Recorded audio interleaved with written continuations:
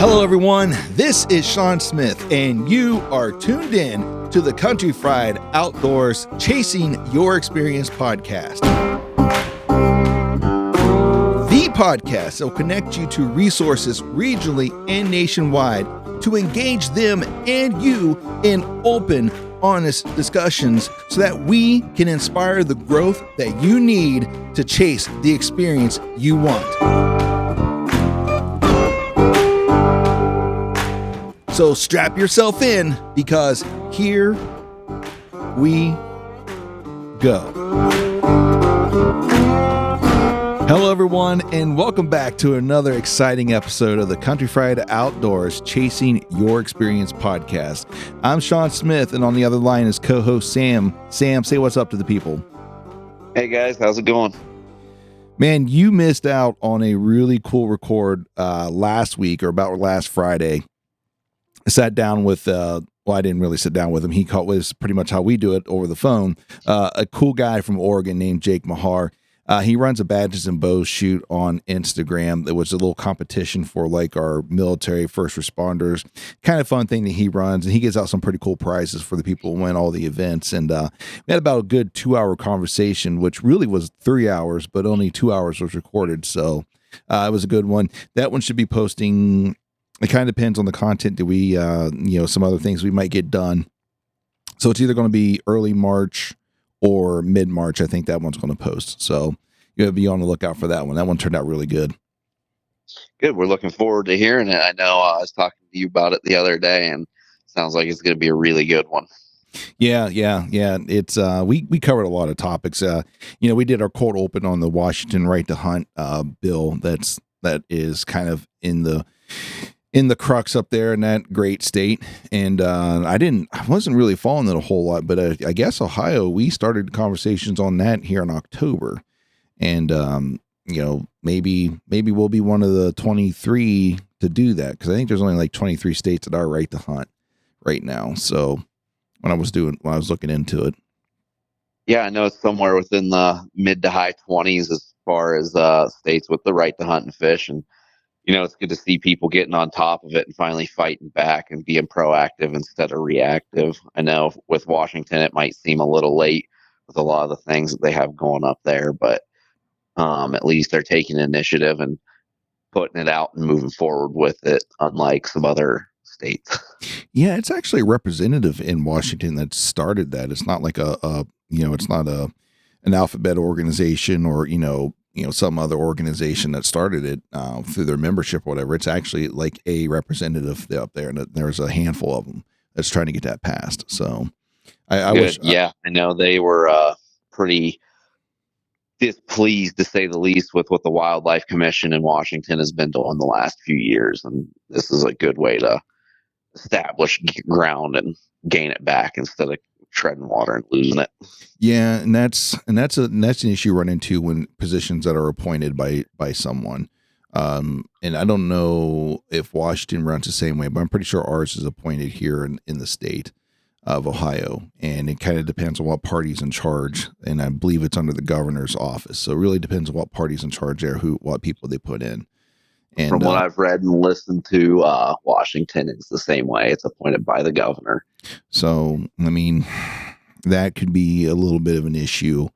But that's a long drawn out conversation that I think we should probably do a little bit of research on before we really start to dive into those ones. But so we're not spreading any false information on that. But anyways, so next month, big month. Actually, I turn 40 next month. Ugh. Old man. I know. Finally hitting the fourth decade of my life. How's it feel? I'll let you know when I actually get there. I'll probably still feel the same as 30s. I haven't really. I don't know. We're not there yet. I'll let you. We'll come back to that conversation again. But ask if you're getting any more gray hairs, but I think we both shave our bald little heads. So. Well, mine's shaved. I had to. That was a fight I started losing in high school. So I'm to the point now where I'm full on shave. If not, I look like if I let it grow out, I look like George Jefferson. Yeah, and I'm good. I don't need to do that. I should say taller George Jefferson, because he wasn't a very tall feller. No. No. But anyways, other exciting news for March outside of me turning 40 is Northeast Outdoors is hosting their fourth annual antler scoring event. Ooh, that was hard for me to say. There's a lot of ANs coming out there.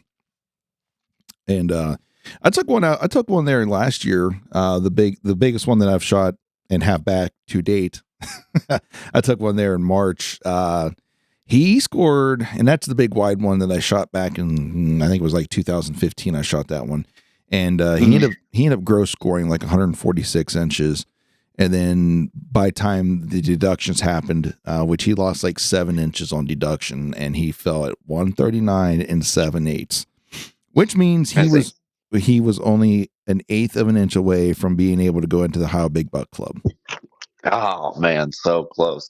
So with that event, they have official scores there. Are they Boone and Crockett, Pope and Young guys, or how? Pretty much. How are they set up? Pretty much, it's all three. The only one I don't think they do is the Buckmasters score, because the Ohio Big Buck, Boone and Crockett, and Pope and Young all score similar to each other and how they score. And the Buckmasters, theirs is, and I'm not saying there's anything wrong with what Buckmasters does. Theirs is just a little bit different on how they score theirs.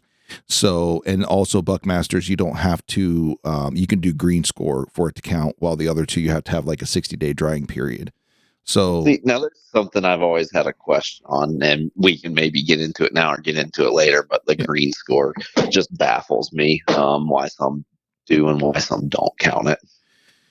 I don't know the official answer behind that. I do know that a little shrinkage can happen, and I think it really depends. I mean, it's very dependent. Well, we can say a little shrinkage can happen after the animal's been, expired, but he was up walking around green. Let's just score him green. Yeah, that's a fair point. That is a fair point. I know. If I could talk someone from the Pope and Young or Boone and Crockett Club to kind of come on the podcast and talk a little bit about it, because I'm actually, and I don't want to go too far on a tangent, but I'm actually interested to kind of share their history, because I know a little bit of it. And I think they've gotten a bad name per se into like today's standard, because of like people be quote unquote trophy hunting to be put in those record books. And that's not necessarily the reason why they started and why those stipulations were put in place, and why to get in those books it has to reach a certain certain inches. The main reason behind that was because majority of deer that would reach that caliber are like mature deer or mature animals, and that was more of a conservation move than it was anything else. And absolutely, I would like to get him on so to kind of talk to him. And we're kind of a small time podcast right now, but as we grow, maybe we'll be able to convince them to come on. But that's whole nother tangent to go down. But anyways, yeah, they do have official scores that are there. It's free for people to come in and have it done. The only thing that you would eventually would have to pay for is if you want to be entered into those books after they score it, you'll have to pay whatever those entry fees are. And I'm kind of, be honest with you, I'm kind of hoping to hit the Ohio Big Buck, because I think, now don't hold me to this, I think once you're entered into that, you can actually become an official scorer for them. I'm sure there might be a little bit of training you have to do. But you can become one if you're part of that club. You have a deer that's entered into it. And okay. Well, I was curious about that too. So thanks for answering that. I didn't know if you could just get certified and score deer, if you had to have an entry and then get certified as well. Yeah, I don't know if that's how it runs for Boone and Crockett and Pope and Young, but I'm really sure that that's how it works for Ohio Big Buck, which what that kind of led me down that road. And I'm pretty sure my buck from 2022 will make it. I'm pretty sure he will. But anyways, the ODNR guys, and I'm friends with a few of them. They've actually come to me and asked me if I'm a scorer, because they are always looking for people to help them with their poaching cases to come and score the deer. Because, if you guys listen to an earlier podcast or just listening to podcasts here recently, CJ Alexander is really, probably a household name in the hunting household here in Ohio because of the potential world record buck that he shot. And then there's an allegation that was poached. And, I'm not saying it's true. I'm not saying it's false. I'm just saying that's what's going on. And then that brings into how there's going to be about a $30,000 restitution to the state if he's found guilty of poaching. And that's how they come up with that score, is through official score. So, and that's what they use their scores for when you come, if you want to, work with the ODNR or help the ODNR out, they'll come up with the official score. And there's a very convoluted equation that they use to come up with what that restitution is. Man, that would be very interesting to do, is work with the state game agency there and help them do something like that. Man, that'd also bum you out. It'd bum you out because you see all these big deer that, have been, that have been taken illegally, or at least, enough to be proven in the court of law that, they were taken illegally. So, yeah, that's a shame too. Or they've been turned over in lieu of being charged or something. You know what I mean? Yes, sir. But anyways, no, yeah. So Greg there at Northeast Outdoors, he's going to be running hosting that event. It's on Saturday, March 9th is when they're going to be hosting. I think it starts at like 9 and runs throughout the entire day. So probably about 9 to 4. It's their 4th year doing it. And listen to this. Greg has actually been gracious enough to let me set up the podcast there at the event. So I'll be there, hopefully talking to some of the guys coming in with their deer, just to kind of get their stories and stuff, to kind of share a small little mini series here on the podcast. So that's awesome. That's some breaking news right there. That's nice of Greg. And where can we find Northeast Outdoors for those who are maybe not familiar? So Northeast Outdoors sits on the south side of Philly on 416. If you just look them up on they're on Facebook, they're on a few other things. You just look them up on the Google, Northeast Outdoors in New Philadelphia, Ohio. You should be able to find them. I don't know the exact address off the top of my head, but yeah, it's a good place to come check it out and get your deer scored for free. And then maybe share some few stories, maybe walk away with some gear while you're there, and just have a good time. Yeah, you want quality experience. Greg's great, man. They set me up with the bow that I'm still shooting, and that's been 6 years ago, and never been happier. Yeah, Greg's been in the business for a long time. He's actually in his 60s. Did you know that? Mm-mm. Yeah, he's in his 60s. He's got kids that are younger than my kids. Wow. I never guessed he was up there. Yeah, good. If you see him, you wouldn't think it. He's in like great shape and as sharp as a tack, and a really good dude. I've been buying bows and been dealing with Greg since I bought my first brand new bow when I was working at Yerksville PD. So we're talking about 2005, 2006 timeframe. So it's been a while. No doubt. Yeah, so I'm looking forward to that. Looking forward to going there, sitting down, and I'm hoping to have my deer back by then. If not, I might just have to go get the skull cap from the taxidermist and just bring it in to get scored. Yeah, that's exciting. I wish I could be there to set up with you guys. I actually have a buck from, it seems like forever ago now, 2013, 2014. He's not huge, but I'd be curious to just get the tape on him and see what he reads out. Yeah, I mean, I got a couple other ones I could probably take. I know I got an idea where they land, because I kind of did it myself. I kind of watched what they did, and I've read a couple things, and I you can print off like score sheets from offline, and then I think I don't know where I found one, but I actually found the one for Ohio Big Buck Club, and I printed off a few of those and just went through and taped it myself. Obviously it's not official, but just to see where some of them stood. So.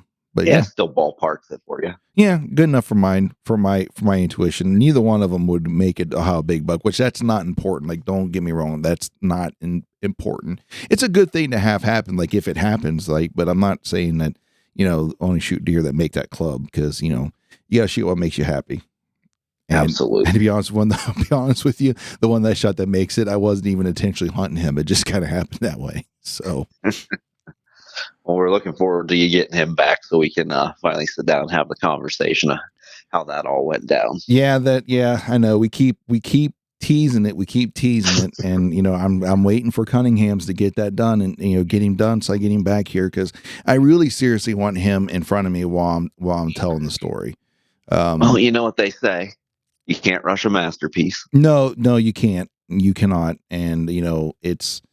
I'm very gracious, and grateful for the friendship I have with Cunningham's and them, and that, everything that they've done for me, over the last few years or last. I've been going to about as long as I've worked at Yerksville too, so it's been a long time. I pretty much watched their kids grow up, taking stuff out there. So, anyways, speaking of seasons, I think it'd be a cool idea for us to kind of just sit down and talk about our 23, 24 seasons. What do you think? Yeah, I think that sounds like a great idea. Do you want to start with my adventurous season? Yeah, we can. Or your fulfilling season? Well, we can start with yours because because you and I kind of you and I kind of kicked off the season together there in 2023 with our elk hunt up there in the high country. Yeah, we did, and if you guys missed it, we did podcast a good bit about that. It was the second episode? Second or third? Yeah, third. Yeah, it was somewhere. Well, no, second one was Billy. The third one was our first trip out west, and then the fourth one. So it'd be the fourth one. Okay, so the fourth episode, you guys can go check that out. But yeah, you came out this year. We did a lot of hiking, a lot of sitting, a lot of glassing, a lot of camping, not much sleeping. We had our good encounter with a few bulls. Unfortunately, it was our only encounter with a few bulls. And that was about the excitement of that. After you had left, muzzleloader season kicked in and rut started picking up a little bit. I didn't hunt the week of muzzleloader season. We get a lot of guys out from out of state, a lot of guys running around. You're not required to wear camo in the archery overlap, which I like, but I also would rather just stay at home and avoid potential conflict with that many people running around the woods, to each their own. But I sat it out and went out after the muzzleloader season was over, and I went out with a guy I'd hunted with a couple years prior. Man, we were into some hot rut action. He was close enough for a compound, but he was running a recurve, and he 30, 40 yards from a group of cows and 70 yards from a 6x7 bull, which unfortunately not an effective range for him with his recurve. And I was down below calling, raking trees, trying to get anything fired up to get a little closer to him. And we had hunted together pretty much the last 2 weeks together thereafter, and kept getting close, and just couldn't connect. I came close to a couple cows. I thought they ran down the hill, and I poked my head over the slope when they were still just standing there. So they busted me on that one. And that pretty well put the archery season to a wrap for me. Yeah, we gotten good at taking our bows for hikes. That's for sure. They need their exercise. If you don't exercise them, they won't stay young. Right. Oh, they sit in their case at least mine. Everybody else seems to shoot a lot more than I do. But mine sits in its case a lot. It needs the fresh air when it can get it. Yeah, you probably should shoot a little bit more, just for the fun of it. But then again, hey, you got to find what works for you. Yeah, and it might just be my mental gymnastics. It seems like the years that I shoot a lot, as the year goes on, I shoot worse and make my mechanics worse. If I shoot here and there, I don't have time to get in my own head, whatnot, and I seem to shoot better. But I've never done a graph to study the data or record myself, but in my mind, that's the way it has seemed in the years past. I totally understand. But as far as archery season, it was an exciting one. Unfortunately, I can't say unsuccessful. We were in the elk. We were closer than you've been, I've been. We got in on them. I can't complain. It was another great learning year. Hopefully these learning years are going to become fruitful and we can get one on the ground. 2024, maybe? I don't know. We'll see. We'll see. They're still being curmudgeons and kept this area a draw. So I don't foresee it being a hard one to draw again. If it's anything like the blueprint for last year, then, 0 to 1 point will get you in. And if not, I'm sure there's going to be tags on the secondary and leftover list like there were last year too. So yeah. I did notice. Um, I did notice. Speaking, I did notice that they changed their allotment for non-residents. Though it's to a 75-25 now. what was it prior? I think it was a 65-35. Okay, that'd probably be why they increased the price just a little bit for the residents. So they adjusted it, and that was just reading that in the brochure you sent me. So like, oh, that's good. Yep, yep. They did that, and as I was reading the new tag fees, elk is up to $66. Not a big jump, not a big jump, nothing to complain about. The thing that kind of gave me a shock value was they increased the bear tag price when it seems like nobody's really buying the bear tags. So that's neither here nor there, but I can see the little bit of jump in the elk tag price if they increase the resident v non-resident allocation. So Yep. They gave you residents about 10% more of them. So yeah, and you know where you're at, as they should, as they shouldn't. I don't know. well, I didn't have a problem with the old system. I don't have a problem with the new system. They're gonna keep flip flopping around. They're gonna try and make everybody happy, and everybody's gonna bitch. that's what we do.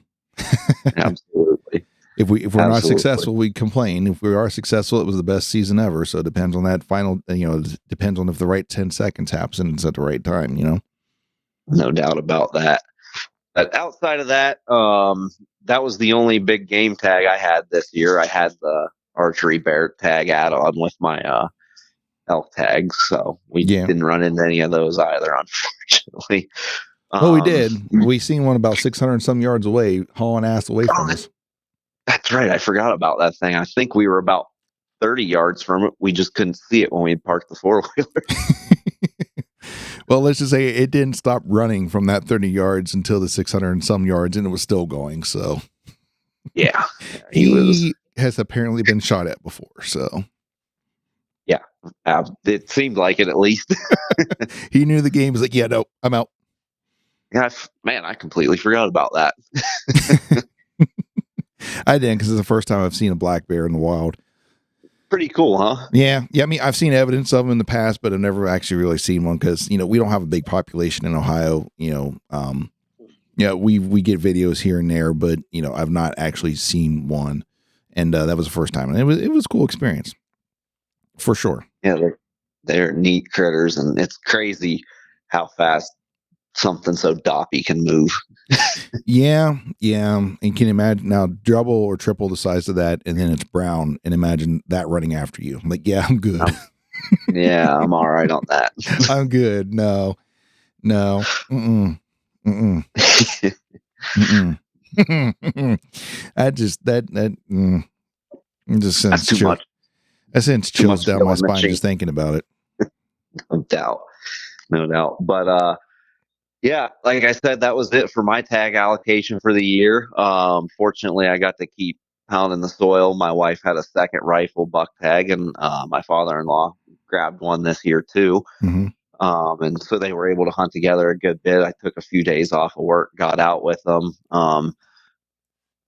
We actually had a couple days of snow, honestly, seemingly a better snow in October than we had, well, the rest of the year here so far. But it didn't last long. The weather was pretty mild, as it has been all year. We were hunting, we get out in the morning, it'd be about 25 degrees and 65, 70 by the time midday hit. Mm-hmm. It was pretty warm, pretty stinking warm. We saw a lot of bucks. Can't complain on that front. We saw a lot of bucks, but rifle hunting, oh, we're gonna have way more opportunity, way more opportunity. And we unfortunately didn't. We saw them at distances that we weren't able to take them at. Anytime we'd move in, we'd lose them to the Gamble's oaks or dense vegetation that we just couldn't pick them back up again. We had a couple days where we saw some really stud deer and made plays on them, and unfortunately couldn't capitalize. So we still had fun. It's a 2-week season on that second season tag. Father-in-law was out for a week of it, and I think he had fun. I think he was kind of, I don't know how to describe it. He was kind of just taken aback, I suppose, by how vast the landscape is. And, it's not just animals everywhere, kind of like whitetail country. Yeah, we have we have a dense population of them. And Yeah. and our country is nowhere near as wide as open as what it is out there in the West. And it is, for your first time coming out there, it's just it's awe inspiring. And maybe, I mean, or at least your first time hunting out there, it's just like how vast it really is. Like, Yeah, it's hard to put into words, 26 million acres of public land and, X amount of thousand of deer. They mhm, have, and, that doesn't include the private land that the deer are allowed on that we're not. right. Deer have access, we don't. Absolutely. And so, it is a little disheartening when you come out and you don't get a tag filled, but, it's, shouldn't be surprising when you look at it in perspective. Yeah, yeah. And then if you are successful, and when I say successful, I mean like you harvest an animal, like you should really feel accomplished, regardless of what that animal was. As long as it was legal, and because it's not easy. It is really not easy, especially your first couple years. It is not easy. Just the Especially training. in these over-the-counter units Hmm. and 0 to 1 point units. They're pressured just as hard, if Right, not harder. And so it makes for animals that have experienced this kind of pressure before. right. Well, I mean, they're not dumb. They're not dumb animals. They, especially the bigger ones, they've been through a few seasons, so they kind of get the gist of what to do. Or it's just dumb luck that Absolutely. they had the right recipe to begin with. Like they just selected it. Like, oh yeah, that's a great Yeah. place to live. Yeah, but it was a good time had by all. A lot of miles put in, and a lot of deer seen.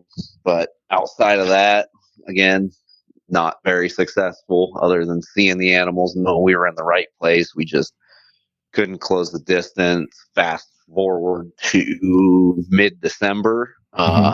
Emily had a late season cow elk tag, and the second day of that tag might be the most exciting rifle elk hunt I've been on. Really. Um, yeah, we got into a pretty big herd. They were about 300 yards away.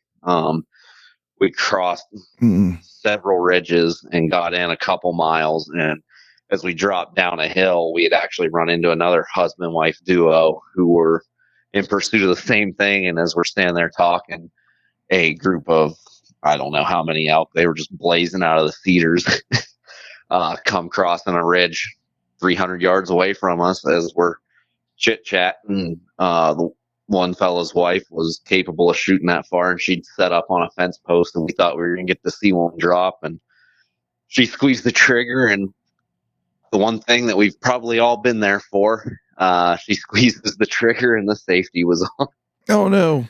and the elk are over the next ridge and gone out of sight for the rest of the day. And for us, the rest of the season, we'd spotted from a few thousand yards away a couple different times, but nothing that we were able to make a play on in that kind of country. And Mm. yeah, that day two was just nuts. Dude, that'd been exciting to see. Just Just chasing that whole herd. just to witness that. It was fun. It was a really fun season. We had a lot of fun hunts. I wish we could have got her something on the ground, but again, tough terrain, tough Hmm. environment, and funny how a 500-pound animal can just vanish. Patience and persistence. It will happen eventually. Eventually, we'll get there. We'll Pa- keep making mistakes until we make the right mistake. and I got a funny feeling that once she does, she's going to be a killing machine. Like, once you break that bubble, like, and then all of a sudden it's like everything makes sense and everything's in place, and you can go out and just consistently do it. Absolutely. And I think she's getting there. I think she's going to hopefully do it next year, or, well, I guess technically this year. We had a conversation. Her 30th birthday was in January, and she looked at me and said, I spent my whole 20s hunting and I didn't kill any big game. And that Mm-mm. broke my heart. And, you know, makes me want to get out there and push and get in farther and get her to where she needs to be, and hopefully we can knock something down. Well, maybe talk her into shooting a bow again. Get it, and maybe do an archery with us. She's in debate. We'll team She call is in for her. debate. She is in debate. We've had that conversation, so we'll see. I mean, I think, yeah, I think, yeah, I don't know. We'll have to talk about that. We'll have to discuss that. And maybe it just be a sense of me doing some door knocking. You know, the public land out here can be tough, so maybe I can knock on some doors too. And if she wants to get back into archery, and we can focus more on getting the pop-up blind back out. Yeah, it might work out pretty good. So who knows? We'll see what the future will bring. But she's been having fun with these rifle tags out here. Yeah, I mean, you come from Ohio, you don't have the opportunity to hunt with the big rifles, and you move out there and you can. It's like, you know, I could probably see myself focusing on the rifle more if I lived out there, or putting a little bit more time towards the rifle if I lived out there. But here in Ohio, I'm archery. Yeah, and just like the sense of the archery season here is 30 days. So, you know, there are small game seasons. You can duck hunt, you can do all the other things. But, you know, being open to more weapons of choice is nice because it gives you a little more opportunity to get out and hunt more. Personally, I don't have a desire to really go out of state anymore to hunt since I live in a state with so many species. Right. I like the opportunities that I get and have, but yeah, being able to put in for the rifle seasons and have opportunity in that department too makes it a longer season for us. Oh yeah, for sure.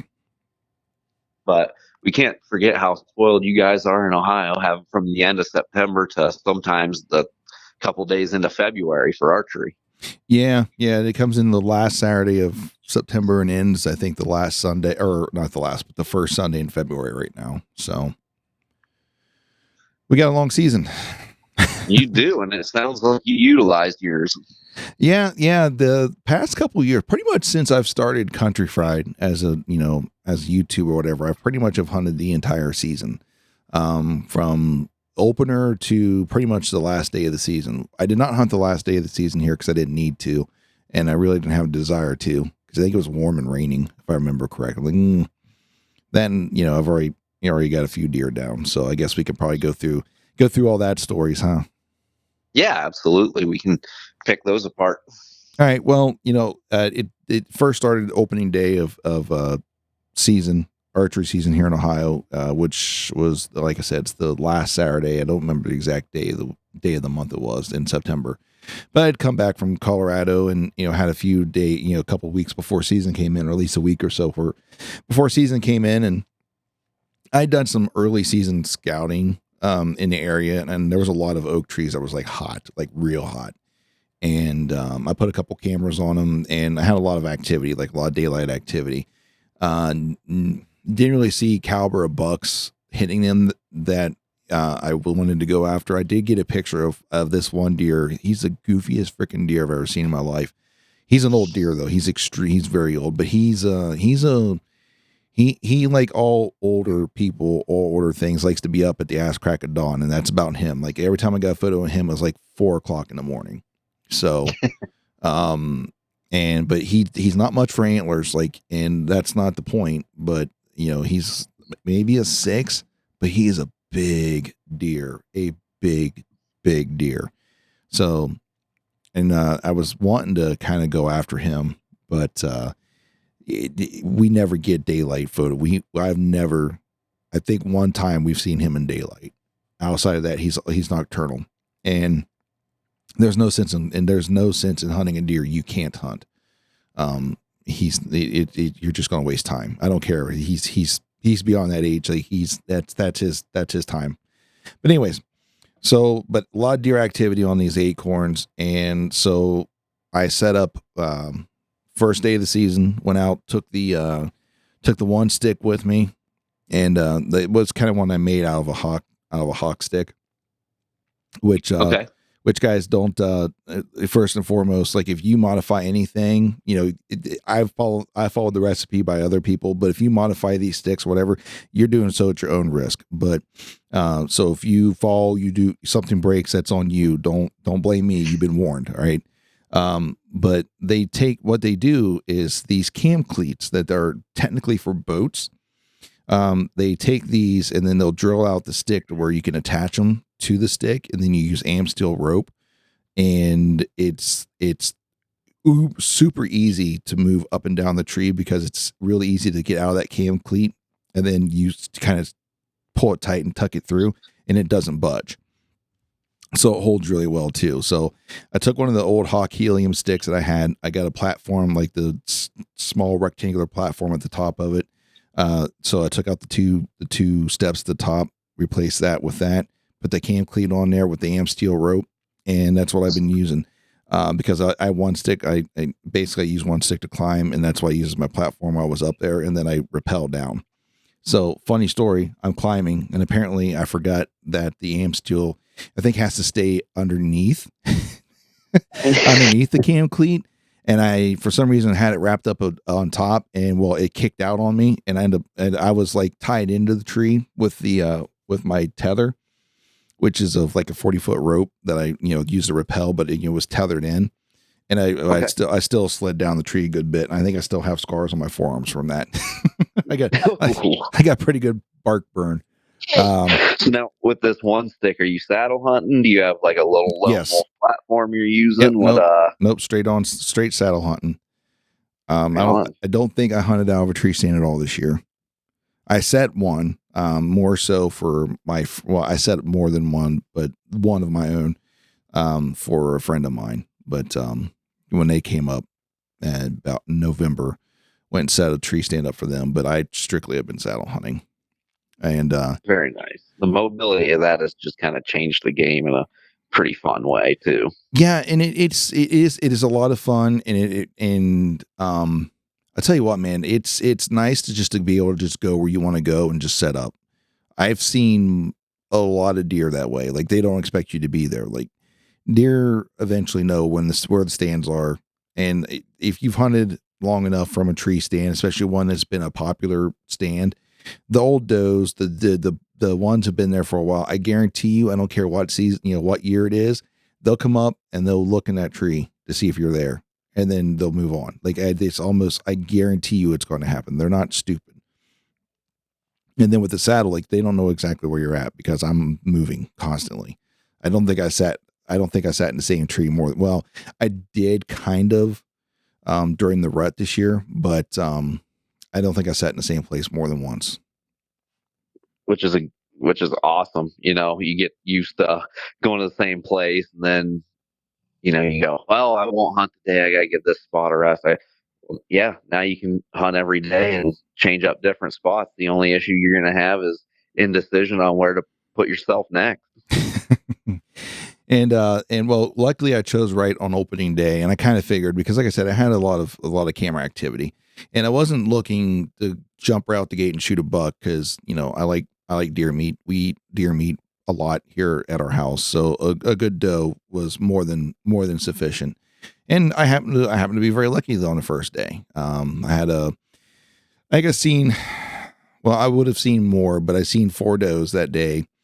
There was a doe and one of her fawns that came in well before, I think it was like 3:00, and it was warm. It's September here in Ohio. You could either have snow or it could be, summer hot, and it was kind of in between. It wasn't blazing hot, but it was still hot enough that the flies are out. And that'll be a part that I'll talk about here in a minute.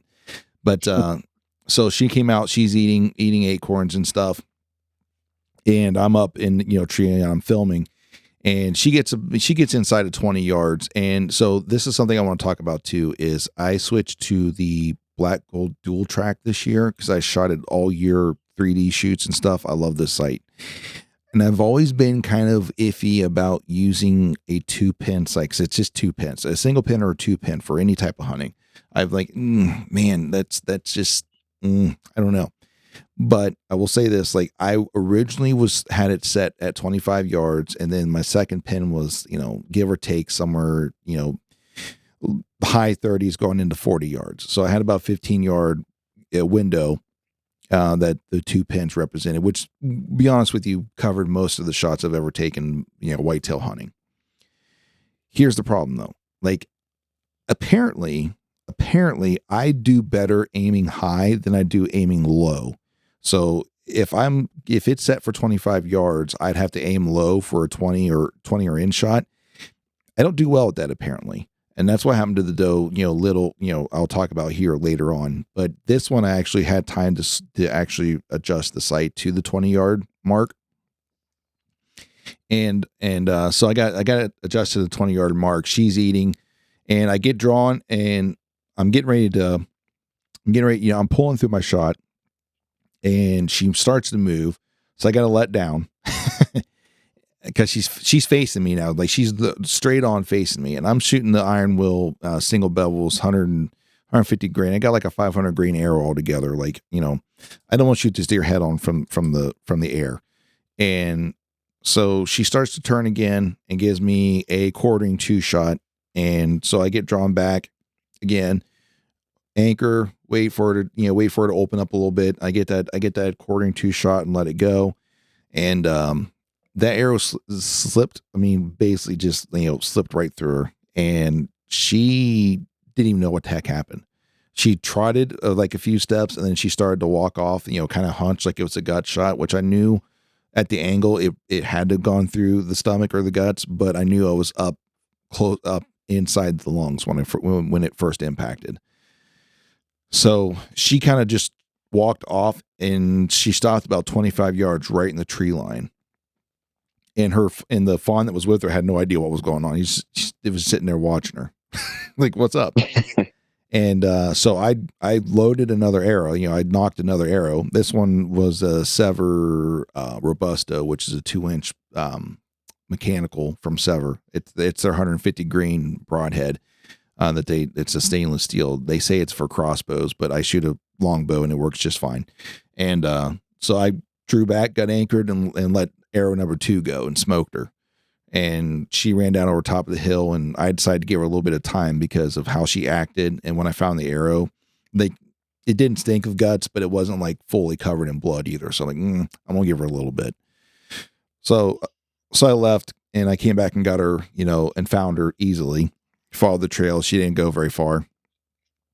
And when I got there, man, that the exit hole was just covered in them stupid green flies. Oh, the bottle flies. Yeah. I'm like, oh. So I didn't do an exit interview or anything with her. We just got her, I gutted her and got her out and took her out to Cunninghams and to get her processed. So that was opening day.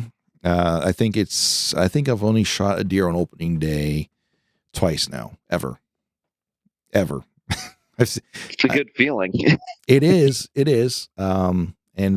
So she's, she was the only one I've actually recovered on an opening day shot. The last deer I shot on opening day, that one got away, and still a little sore about that one. But anyways, so we got her, and season progressed into October, and so I've actually switched what my 1-stick platform is now. So instead of the whole hawk thing, I had a set of like the tethered 1-sticks, which those weigh about almost a pound a piece. So they're super light. And I've been wanting to get my hands on the Latitude X-Wing platform. If you've not seen it, you should take a look at it. It's really cool. But it's a small little platform that has 2 arms that kick out to the side that you kind of rest your feet on.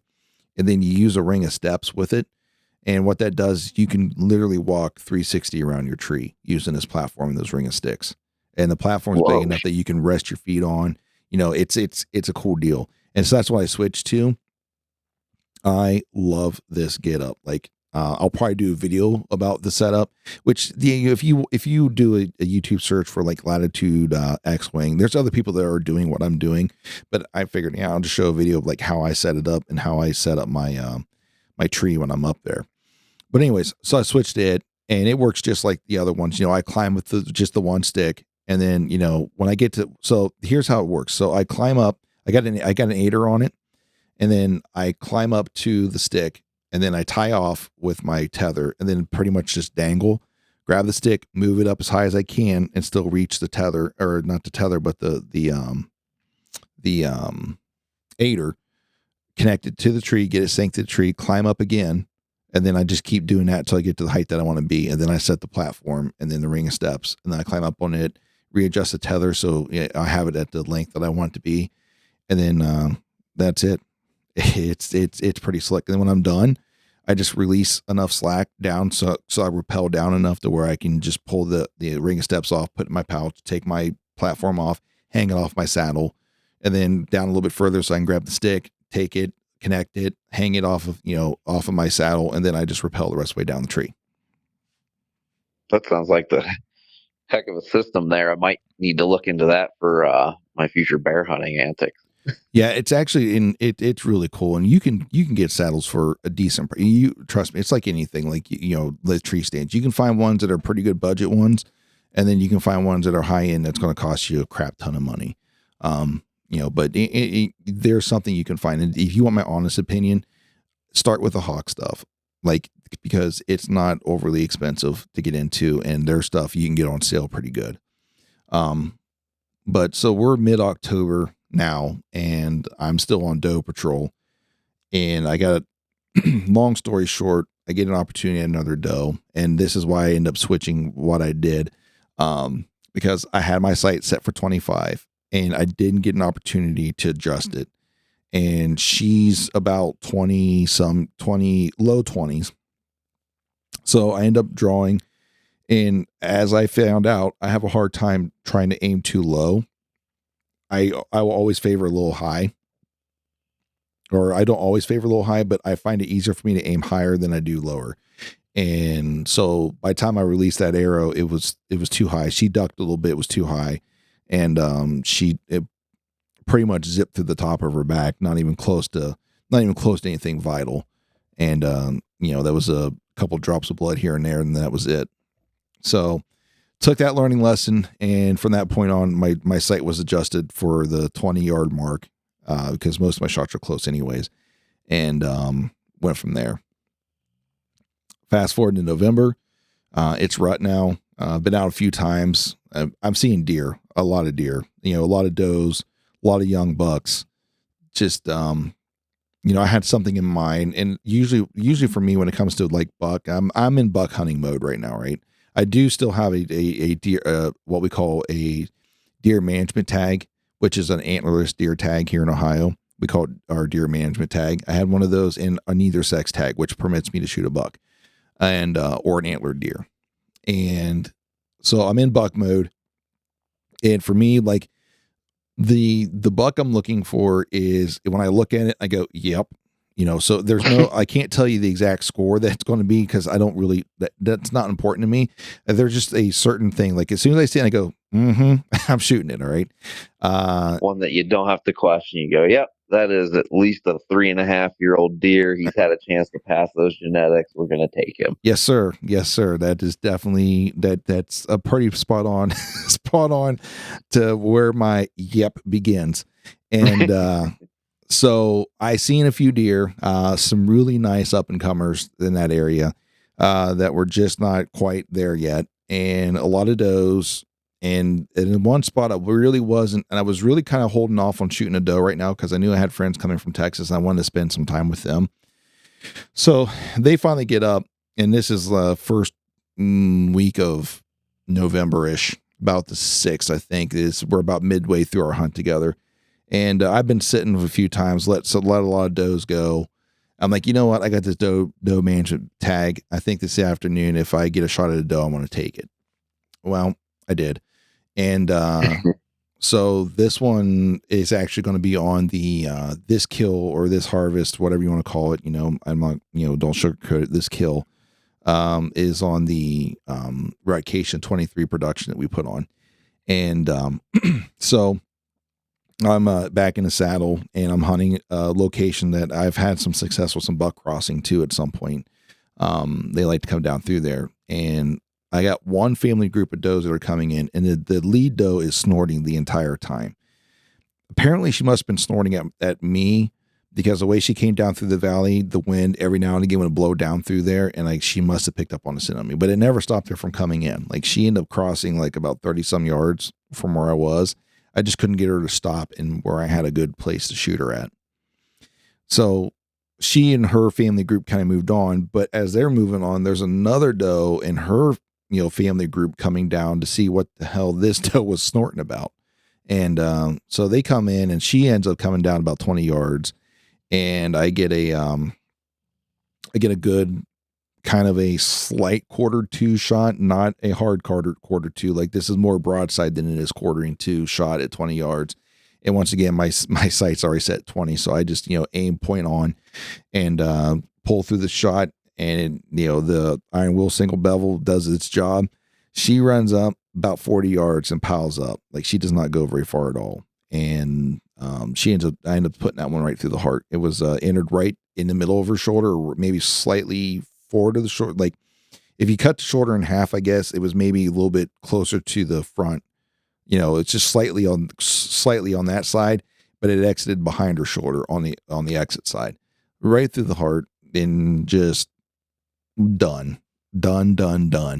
And like I said, it was about a 40-yard scamper for her, and she piled up.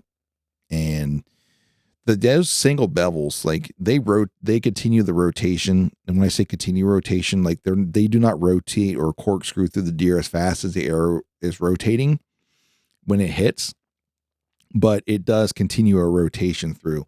And I got about a 40-degree rotation going through that deer. So, I'm judging off of looking how the exit, the entrance wound looked, relative to, the slice that it made versus the slice it made on its way on its exit. So I bet you it was about a 40-degree angle of rotation.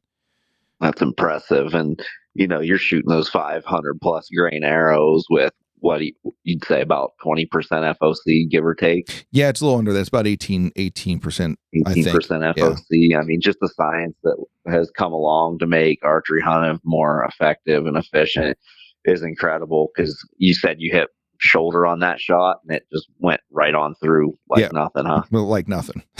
Like nothing. Yeah.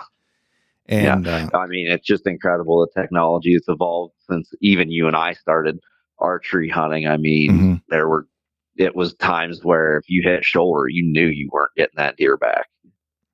Yeah. I've been there before. Part. I mean, not all the time. Sometimes you get lucky, but you hit that high shoulder, and you probably weren't getting the penetration because just the science wasn't there yet, or at least as readily available. Not to date ourselves, we're not all that old, but right. But it used to be you'd go to Walmart, you'd pick up half a dozen arrows, you grab whatever name brand box of broadheads are on the shelf, you sling them at the target, get dialed in, and you go hunt. I mean, yeah, I mean, you think about it, and even back then we still killed deer, and today, like the amount of work I put into it, and I love doing it, so I'm not complaining. But I do a lot more work into tuning each arrow and making sure it's flying correct, and tuning the bow and stuff compared to what I did back in the day. Back in the day, went to the pro shop, they got you set up. Maybe they shot a bullet hole. I know when I first bought my first bear, we didn't shoot bullet hole through it. We just, he set it up, did his way of doing it was he liked to check it with a laser level to make sure that it was, it was from the string all the way down the arrow. It was straight. Yep. And then that was it. And I go out and I shoot, and I killed deer with it. So I don't know. Now today, would you say your efficiency has gone up? Oh yeah. Since though. Oh yeah. Well, granted, you've got 20 more years, 30 more years of experience than you did then too. So. Yeah. But I definitely say, well, I will tell you this. Back then, with that setup, I guarantee you I could not get my field points and broadheads to hit the same point at 100 yards like I can today. So 100 yards wasn't even in the question, even target. It didn't seem. You were happy. You were able to hit a 50-yard target, man. You were just stoked, at least my circle. Yahoo! No, you're right. But yeah, the efficiency, I have gotten more. I mean, we have gotten more efficient. But we've also gotten better. Like that efficiency come with just the, knowledge and experience. has gone towards that as well. As long as, and that experience and knowledge is not just the hunt itself, but also how we build our arrows, how we tune our bows, things like that. So it's been a process, and I enjoy every minute of it. Like, I love it. I've gone from shooting a wrist rocket to, with your index style release, to now a thumb button handheld, to where I just strictly pull through the shot. Like, I don't activate it with my thumb. I basically get on target, and anchor on target, and then I just stare at where I want the arrow to go, and then I just start pulling. And I don't even really worry about where the pin's going for the most part, as long as it's not like totally off in left field, like, because I'm trusting that naturally, how we naturally will try to get that return to the center, and we won't have to fight it. Like, it will get back there. And I've shoot way more accurate that way. Way more. Okay. Way more. Well, let's say way more. I'm more accurate consistently. Like, because there was a time, and I'll be honest with you, there was a time back in the day, I had a really nice buck that I'd called in. So, but actually, you were with me that day. You actually went back up on, there was a day that you went back up on that ridge, and I sat down closer to where we parked, and I ended up shooting that buck that we tracked. Yeah, I remember that day. Well, I was shooting a wrist rocket at that point in time. And so, once again, I told you I tend to aim high versus low, and it's hard for me to push lower if I'm in that mode. But I got the wrist rocket on, and I'm, coming down into anchor on this deer, and he's about 15 yards from him. Like, this is a chip shot. Like, this is not a shot that I should be missing. And I get hung up at the top of his back. I can't get down any lower for whatever reason. And then I just force it. And at the same time, I just, flick my finger onto the release. And next thing you know, arrow sent, and it hits low. And I guarantee I hit a leg on that one. And it was not like knee, leg, like I'm talking like still in the body, still inside the, the body, but leg. And I got no penetration, broke that broadhead, which happened to be titanium, by the way. All you folks out there, it was a Trypan from Rage. Not trying to talk crap on Rage, but I know there's a lot of people out there that are talking them up, saying blah blah blah. And there's some big names that are talking them up, and they're like, I wouldn't shoot anything else. Like, I've shot them and I've broken them. So that's kind of what got me away from them. And that was the last time I think I shot a Rage, was that deer. And I know it wasn't technically the broadhead's fault. I get it, but I'm sorry. It shouldn't be breaking like that. No. And granted, it is a hard bone, but you're not the first one with stories of Rage breaking. My cousin shot one hell of a buck. Man, it's been a long time ago, with a Rage hypodermic, and again, got no penetration, and the broadhead snapped off at the insert. And from what I recall, he didn't even hit bone on that one. It just snapped off at the insert. Yeah. And well, this one, the ferrule broke. Like, it legitimately broke. I'm like, that's great. It wasn't the blade. Blades actually held up. So I'll give you credit there. Your blades held up, but your ferrule broke. So maybe the blades didn't have to take any pressure, because the pressure apparently broke on the ferrule. Yeah. which that just sucks the energy out of your penetration. Like, it's when something breaks like that, it's a momentum killer. So quite literally. Yeah, legitimately. So anyways, yeah, that doe, like I said, she went to 40 yards, piled up. I hunted with them, I still had the either sex tag with me. So I hunted with them until they left, and it wasn't the day they left. I think it was the next afternoon. I ended up going to another farm, and this is the same farm that I've seen where that old deer is running around. I told you, the goofy looking one runs around on. Yep. And so I'm sitting down on this. It's a mixed use field, I guess. So they do hay, and someone did soybeans in that field this year, which they had harvested them already. And so there was some, but there was a lot left over. Like, I was surprised the amount of soybean that was actually left over on the ground there. So I went there to hunt, and I brought the rattling horns with me because, I've kind of gotten away from rattling, but I'm like, let's see what happens. And sure enough, it was like the last rattling sequence I did that day. I had started, I started rattling probably soon after I got there, and I like to give it about 30 minutes in between each sequence, and like I really get into it. Like I'm snort wheezing, grunting, breathing heavy while I'm rattling at the same time. Like I try to make it sound as realistic as possible.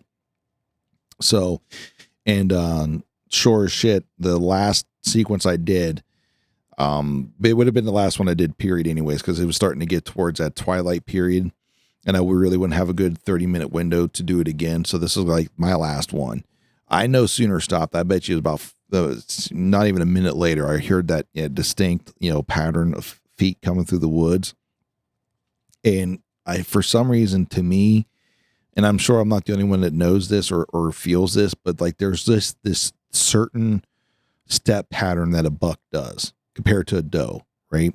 And I don't know what it is. I don't know if it's just that testosterone, that confidence, or whatever it is that's so different about how he's walking compared to how a doe walks.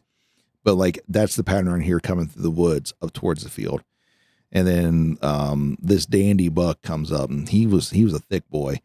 He came up, and he came. So the way that field sets is where the tree line I'm sitting in is about halfway up the hill, and then it continues up to like hay, where they cut their hay from, and then it's soybean, then it's hay, then it's soybean again on top. So he's working from the tree line through the hay portion, because I don't have a shot at him over there because of the way the trees are. And he ends up getting up into that first line of soybean and then works his way that way, which is about 42 yards is where he was. And so I get drawn, and I'm pulling, because I can't stop. I'm drawn, so I'm pulling. Well, he eventually is like, well, he kept on walking again, started walking again. So I had to stop him again, got anchored, got settled in, started pulling again. And this time I was able to get the arrow off. And another success story for the Iron Will single bevel. He went 60 yards and piled up.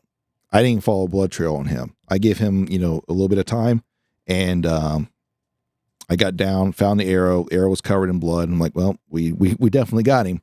And because I didn't see him fall, but I watched him run off, and then he disappeared over top of the hill. That's pretty much where he fell. Like he didn't go any further. And I just pretty much walked the contour line, and there he was, piled up right there. So I was like, woohoo. I'll be honest with you, I've had a lot of success with rattling. Like I love the rattle, and I love the call. And I've had some success with it. And it's fun. It's a chance you get to make some noise in the woods when otherwise you're typically just stagnant, and you feel like the deer can hear your ears ringing half the time when it's that quiet. I've heard, I hear a lot of people, well, I don't hear a lot of people, but I've heard a lot of different, accounts. Like there are some people who absolutely will not cold call. And what that means is that you don't see deer, you're just calling in hopes that you attract the deer to come to you. There's a lot of people that don't do it. There's some people that do it. And then there's some that just don't call at all. Like they just don't. And I stopped calling for a while there because it didn't seem like it was producing what I wanted to, at least on the one farm. And then I'm like, well, it's rut. I got nothing else to lose. I'm getting towards the end of my rutcation that I had taken off. And so I was like, let's give it a try. So I did, and lo and behold, here he comes. He's a good deer. He was definitely a good deer. As soon as I seen him, I seen the mass on his antlers. I was like, yep. That was that. Yep, that'll do. And so yeah, we got him out, and I think we're going to do a Euro with him. So, and so anyways, we fast forward to gun season now. And my son, my youngest son, which we did a podcast on this, decided to tell me that he wanted to go gun hunting. And the first week of gun season already passed before he decided he was going to say anything about it.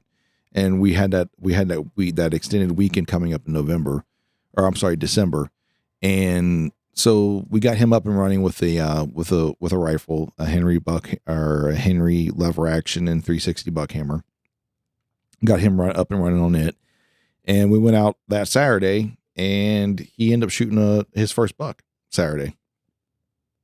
It wasn't our first sit. We went out in the morning, and we seen a crap ton of deer, and they kind of caught us off guard because we were still walking back to where we wanted to go, and like 12 deer just like came down off the hill towards us. and then the poor guy, he couldn't see the doe that was closest to it. I'm trying to explain to him where it's at, and he's just not seeing it. And eventually she ends up like turning and running away, and that's when he seen her, but she never really gave a good shot for him at that point. So we went up and sat where we were going to sit that day, and we didn't see anything, and so we packed up with the intention that we're going to come back to another spot, in the afternoon. But figured, let's head back to the house, grab lunch, get a power nap in or whatever, and then we'll come back out. And that's what we did. We ended up going back and sat on another location. I had a ground blind set up, just kind of really just for him. And sure enough, right around 4:30, it was a good 1-year-old, about 1.5-year-old buck, a good first buck came out, and he hammered that deer. It dropped, and he was about a 20-some yard shot. It dropped as soon as, pretty much as the bullet hit him, and he just like locked up and hit the ground. Well, then he got up and ran off. I'm like, oh, I didn't see that coming. And usually they drop like a ton of bricks. You don't expect any momentum coming back out of them. Oh no, this one, he got up, took off running, and Creston had just asked me, he's like, should I shoot it again? I'm like, no, it should be good. And then he got up and ran away. I'm like, well,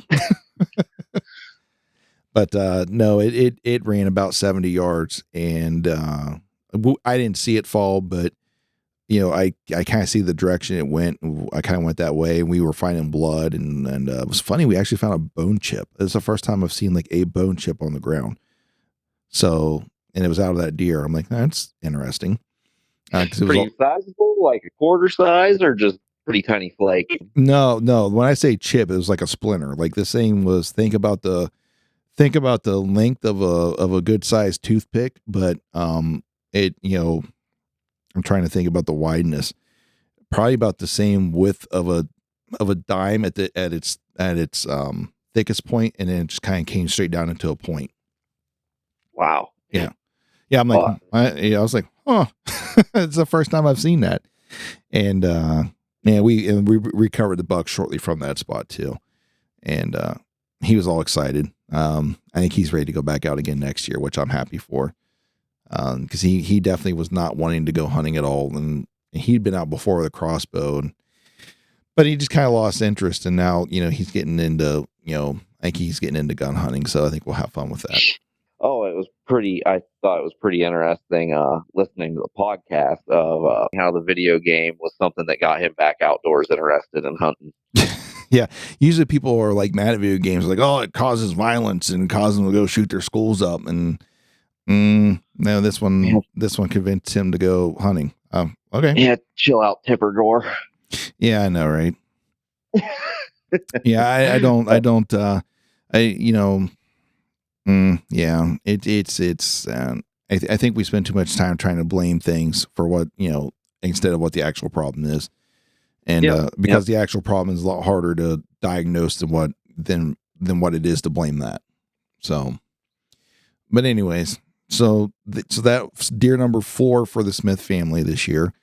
And I'm like, I want to end out the year because I want more trail bologna, and we did hot dogs this year, so I wanted those, and I decided to go out on a late season doe hunt, and we had things up and running because we thought Jeff and his wife were going to come back up for a doe hunt in the winter, but the stars didn't align for that, and I think it got too cold up here for them because they're from Texas now, and so maybe for them, it sounded like Texas got a pretty good cold front, so they got a taste of it again this year. They said, yeah, that's what you get for not coming up here. It got cold down there anyways, but so that they didn't make it back up. So I just went ahead because I was holding off on one of the tags to kind of hunt with them, and they didn't make it back up. So I'm like, screw it. I went out and ended up taking my fourth deer of the year on a doe. That was I went out a couple times to kind of get that one to happen. The first one didn't see anything that, it's just smaller stuff, a young buck, and then another younger buck, and everything else. It just, just weird setup. I didn't want to shoot any of them because I wanted something that's actually going to fill up, get a couple decent sized bags back of, or at least a decent amount of provisions back when I turned it in. And so I went out the second time I went out, and I don't think it was any warmer. Like, it was cold, like really cold. And we had one heck of a cold spat. And I went and sat on a feeder. And I seen several deer. Like, I had a bunch of different deer come in that day. And they just all acted like really skittish, which is normal in Ohio for the most part, especially in the late season. The deer get a little bit skittish because of they've been hunted all season, so it doesn't take much for them to want to booger out. And that's what I was running into that day. Was I had a group of does come in, they boogered out, and then I had a buck come in, and he was about a good 2-year-old buck. He comes in. He boogers out, and by booger, I mean he kind of just acted weird, came up towards the feeder, ate a minute, and then picked his head up, and then just kind of walked off, like, away in a hurry. He didn't run off, but he definitely knew he was leaving for a reason. Just enough to know that he was spooky. Yeah, he was spooky. And then this other doe and her fawn came in, and she was about what was it? Well, she's about 20 yards. And I got a good broadside shot on her and loosed the arrow. And I went back to shooting lighted knocks again this year, which I swore off of after several years ago, but I went back to them. And I got to say, I enjoyed them, especially on the video aspect, because you can really see the arrow pretty good. But, yeah, that helps a ton with visualization of where the arrow goes and being able to sit in the tree and review the tape and see that you made a vital hit, so you don't have to wait 3-4 hours, before you start making a track job if you run sure of that arrow's landing. Yeah, but I could see that one pretty well. I'll tell you what, I left that arrow propped up in the ground with the knock still on. It's the Luminox from Burt Coyote. I ended up going with them because they're orange, and I have an obsession with orange apparently these days. So my arrows I use are now, they're white that kind of blend into an orange, and I got a wrap that does the exact same thing with orange and white fletching, now with an orange knock, with illuminated knocks. So yeah, I've got problems. But I'll tell you what, at that doe, she, once again, another one. Now this was a sever though. This wasn't an iron will, because at this point in the year I switched back to the mechanicals for 2 reasons. I'll tell you why. The first reason is I clock my arrows. So what I do is a bear shaft, I shoot from like a very close distance to a target, and then I shoot it and I see which way it wants to naturally rotate off my bow. And the strings I had on earlier in the year, it wanted to rotate to the right. And then I ended up switching strings because I'm having serving separation issues with the one string company. I'm not going to say who it was, but I was having some string separation issues, or some serving separation issues. And so I switched to another company, and then I shot the bear shaft again. This time it wanted to rotate to the left. So I fletched my arrows to the left because I like to keep them going in the same direction it naturally wants to go, because I don't know if it does a whole, I can't tell you it does a whole lot. For me, it's my own peace of mind, because I know it's starting to spin the way it wants to, or starting to spin or rotate fast, a little bit quicker out of the bow. That's it. The problem is that my single bevel broadheads were right bevels. I don't have left bevels at the house. so I need to get new blades for those in the left bevel. So I went back to shooting. I just stuck with just the severs. They're at the end of the season, and that's what I shot that doe with, and she went. She didn't go very far. Well, it sounds like you had a fruitful season. You got a freezer full of meat, and I think 5 is all of your tags, isn't it? Well, the one tag was a kid, so it wasn't mine. And okay. Yeah, so we can actually shoot up to 6 in Ohio. And I could have bounced back. They were up or down too. Yeah. And, well, believe it or not, but when you used to live here, prior to us going to this new system, you could shoot up to 18 deer. I didn't know if you knew that or not. How many? You could have shot up to 18. Oh yeah, I was unaware of that, but usually the only spot I had to hunt was in one county. So yeah, and that was back in the day when they did it in zones. So like this zone you could shoot 6, this zone you could shoot this many. And if you bounced around each one of those zones and shot your bag limit, you could shoot up to 18 deer. Which no shortage back then, and really I wouldn't say now either. No, I think they're no. just trying to keep the insurance companies happy, so you keep running your car into them. So we, but then Ohio switched over to a county by county, and then they initiated a statewide bag limit of 6, and it's held pretty steady at 6. And then each county is assigned. Generally, they're still about that same zones that they were before. You'll see those have about the same bag limits. So like Tuscarawas County this year and every year since that it's been instituted has been a 3 deer county. So you can shoot 3 antlerless deer, 1 antlered, and 2 antlerless. But because you're only allowed to have 1 antlered deer in Ohio per year, and an antlered deer is any deer that has antlers over 3 inches in length. So, but yeah, that was pretty much the season. It's pretty. I gotta say we were pretty blessed, and happy to get the boy out and get him started, and we got plenty of deer meat. Actually, we got enough to where I think I might take some of the ground back to Miller's, where I had the trail and hot dogs made. Take a pile of ground out there and have them make snack sticks for us. There you go. You can't beat more snack sticks. Always something good to have around. Oh man, I'm looking forward to the break, but eventually here, probably after a few weeks of not being able to hunt anything, I'm going to start getting the itch. And I'm like, is it September yet? Yeah. Well, to tell you the truth, I'm already there.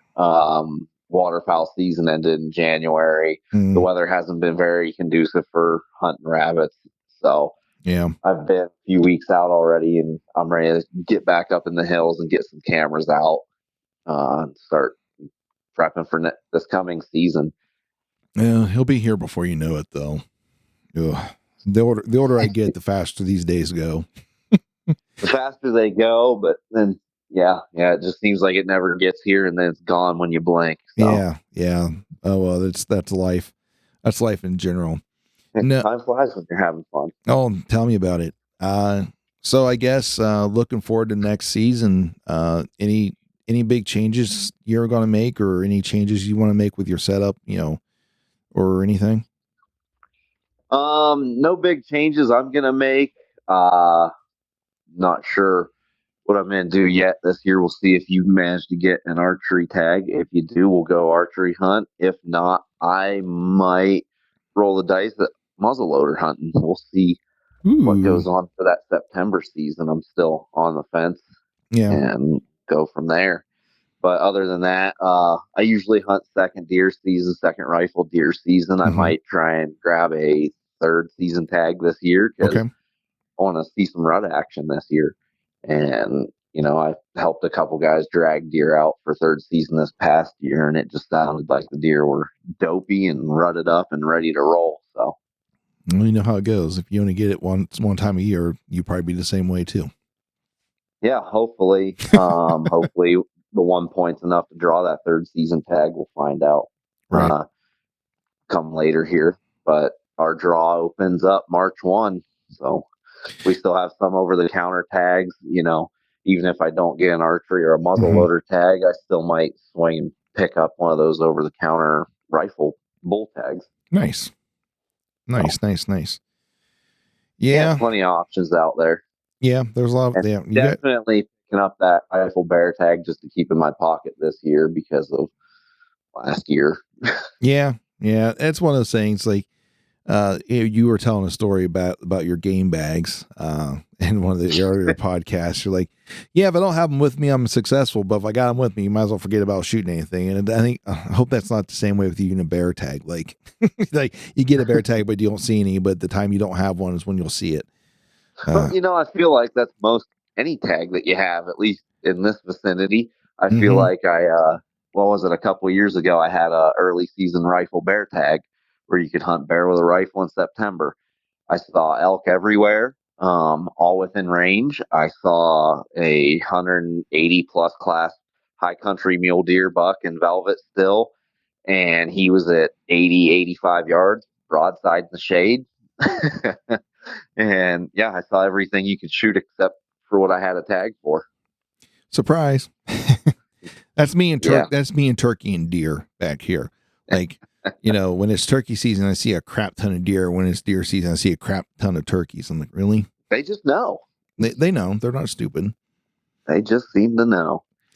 Yeah, But that's all part of the game. it is. It is. I think this year the only change I want to make is I might go with the single bevel wides this year from Iron Will.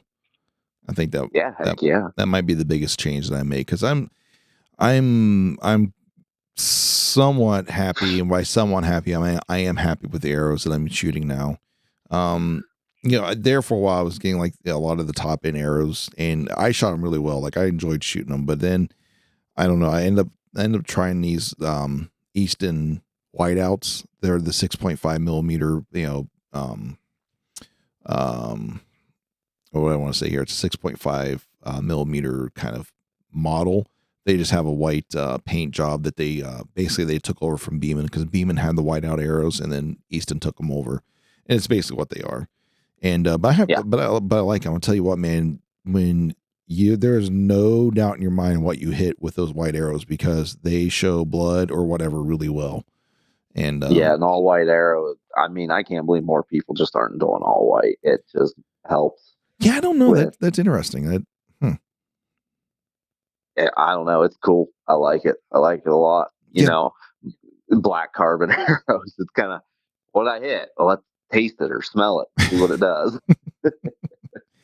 Yeah, so I think I'm gonna stick with those, and but yeah, I definitely think I'm gonna switch up to the Iron Will single bevel to the left wides this year.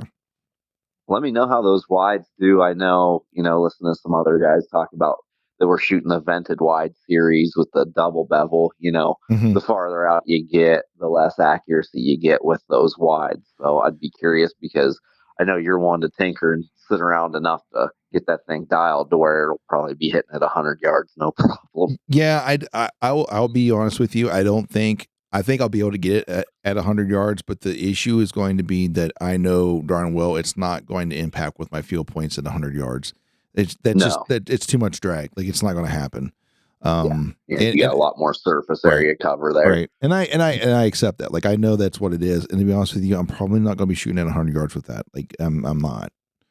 I do it in practice just because it's fun, and I like to sell you like, see, you can do it. Everyone's like, oh, I can't get fixed blades.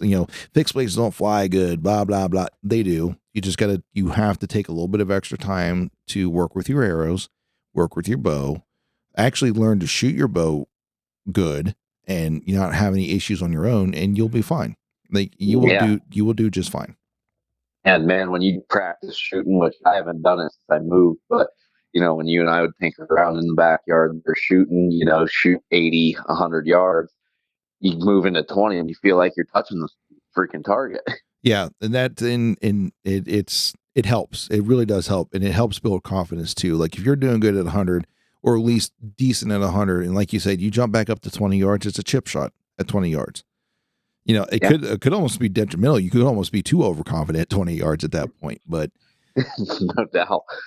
But yeah, so yeah, those are probably the big changes coming this year. I might go out with a gun this year for gun season since I got that lever action.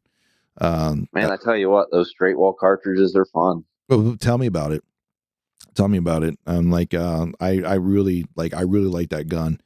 I like the way it shoots. It's just everything about that gun's nice, and that I understand people have issues with straight wall cartridges, and there are still people who think that we shouldn't be hunting with rifles at all in Ohio, and there's some that wish that we would open up to the high powered calibers. I'm happy to have what we have, and I kind of like the aesthetics of the lever action for the type of hunting I do. So yeah, and you start getting into wanting to open high power rifles. You start opening Pandora's box. Right. It's been usually shotguns with slugs back there, muzzle loaders. A lot of guys like to put deer drives on. Yep. And I don't know how it is in other parts of the Midwest. I know Ohio's very densely populated in deer drives with, some of those bottleneck cartridges. Not a good idea. Yeah. Yeah. I mean, you gotta be smart you gotta be smart out there. But heck, we had not too far from here, and it's been a while ago. We had some poor Amish girl that got shot from an errant muzzleloader round and died. Yeah, I recall that. Yeah, it's like the guy just discharged it up in the air to just discharge it, and it traveled far enough that it just found, unluckily or faithfully found this girl and end up killing her. And we're talking, it was a good distance away. We're talking at least several miles away. Miles, yeah, it was miles.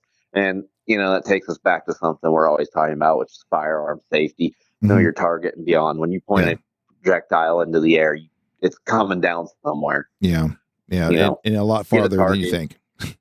Target, whether it be a stump, a tree, put it into a target. Yeah, or at least solid earth. Like avoid rocks. Yeah. they tend to ricochet pretty good off of rocks. But a good solid, a good backstop that's going to be able to stop it. But anyways, well, dude, that's pretty much the wrap up of the season. I didn't do any small game hunting this year. I did find some good small game points at 150 greens though. I was excited. Ooh, so I did send me a link for that. So I did buy a couple of those, and they're on my arrows, and I'm like, if a rabbit or a squirrel shows up, I'll give her a try. But no, I like having them with me just in case. Yeah, you never know. So I think that's the big season wrap up. Anything else you got to talk about? No, sir. Just got some goose meat thawing out, which about the only season we were successful in this year was duck season. Didn't kill a whole bunch. Again, winter evaded us, but got some goose meat thawing out, and hopefully next 2 days here we'll get it on the smoker and make some goose jerky. There you go. Making jerky. Yeah, we got some ground deer we want to break out and make some jerky because that's what the boy wants is a little bit of jerky. So we'll have to get that out and do that. So, and that'll be a little bit because right now we have winter again because it was snowing earlier. So. Well, good. At least someone's getting it. I don't know if we're getting a lot, but I think someone said about an inch or so. I'm like, oh, well, it'll be enough that I have to go out and shovel the driveway. But outside of that. Yeah. But no, it was a fun season. It was a good year, and always looking forward to next year. Yeah. I'll definitely be in touch because I'm leaning more towards putting in for the draw for an elk tag again.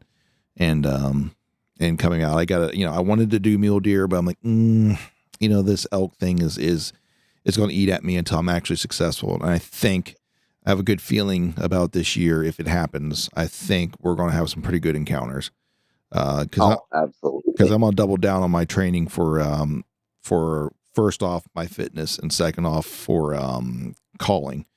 To get, I'm good at, I'm comfortable calling now, but I'm going to dial it in because I want it to be a big part of what we do next year or this year. Hopefully the time frame that you labeled to get out here is peak time and we can get them screaming, work them back and forth, take turns, and hopefully get something coming into a good sequence and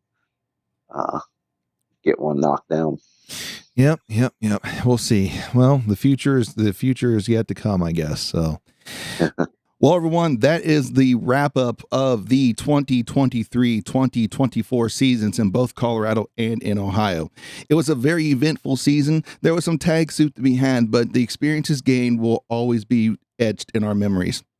Ladies and gents, we really do appreciate you guys spending the last hour and a half of your day with us. I know your time is precious, and we really do take that. We don't take that lightly that you decided to spend the last hour and a half with us, and we really do appreciate it. With that being said, if you would please take the time to go ahead and give us a review and possibly even a rating on whatever platform that you are catching this podcast on. Also, if you're interested in hearing more about us, check us out on Instagram on Country Fried Outdoors, that's spelled with a K, and also on YouTube, which is Country Fried Outdoor Productions, once again spelled with a K. Ladies and gents, we hope that you guys stay safe out there as you are chasing the experience that you want. Remember, it is your experience, and we hope that you enjoy every single moment of that experience and you take that with you for the rest of your lives. And we hope that as you move forward towards your experience, that you have the courage to fail, but yet the humility to learn, so you perfect your technique to chase that experience. Until our paths cross again, or until the next podcast, God bless you guys.